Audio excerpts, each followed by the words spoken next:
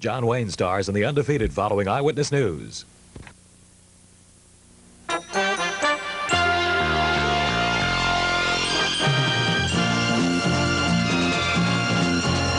TV5 Eyewitness News with Bill Jacocks, Wilma Smith, and the Eyewitness News team.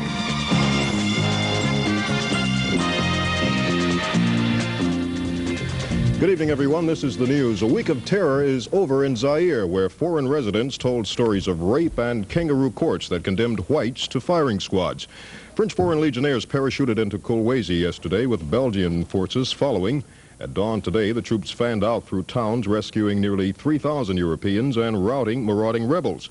The Cuban-trained rebels are now in retreat, but Zaire officials say they took about 60 white hostages with them. Thousands of Europeans who survived are now being airlifted out of that country. Well, Lorraine may be basking in the calm eye of a labor hurricane this weekend. Fully 2 weeks after it began, firemen have ended their strike against the city. They failed to win any more money from City Council, but their work week has been reduced from 52 to 40 hours. The firemen are glad to be back and tell TV5 they're getting friendly welcome waves from local citizens.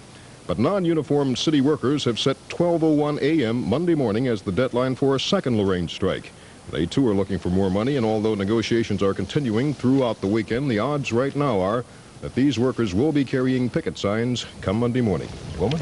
Well, Bill, apparently idealism ran head-on into realism in Perry Village, Ohio this weekend. Perry High School students gathered on the main street this afternoon to protest the resignation of English teacher Charles Keiss. The trouble started when Mr. Keiss, who was threatened with dismissal, resigned. Well, the students tried to help the popular teacher get his job back by obtaining 250 signatures on petitions, which they then presented to the Board of Education. However, the board refused to take any action on the petitions, and about 300 students decided to skip classes Thursday morning. They were promptly suspended. A meeting of students and parents is planned now for 5 p.m. tomorrow at the Perry Town Hall, where they hope to find a way to convince the board to reopen the case concerning the resignation of that English teacher. And the Danny Green trial continued today as the jury in that trial of 5 alleged mafia members accused of killing Cleveland racketeer Green is scheduled to begin deliberations tomorrow. Cuyahoga County Common Pleas Court Judge James Carroll gave the jury its instructions late this afternoon, just before they were adjourned to a hotel for the night. Well, how far can a member of the so-called weaker sex go to protect themselves against violent attack? That question is being asked here and around the country as several cases are set for trial involving women who have killed others defending themselves. And the national voice for such women has become Yvonne Wainwright, herself awaiting a court decision on her case.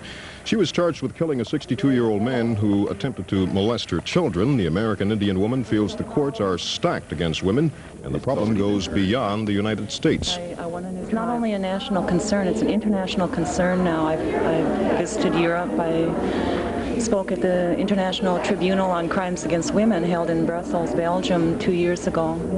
The crimes against women are too many, and it has been going on for too long all over the world, and it's time for a change. Ms. Wainwright was brought here by the Gold Flower Defense Committee, an organization trying to raise money for the defense of Kathy Thomas, a local woman who also faces murder charges. She goes on trial June 1st. Another look at the effects of desegregation. And a 10-year anniversary for an area festival coming up on Eyewitness News.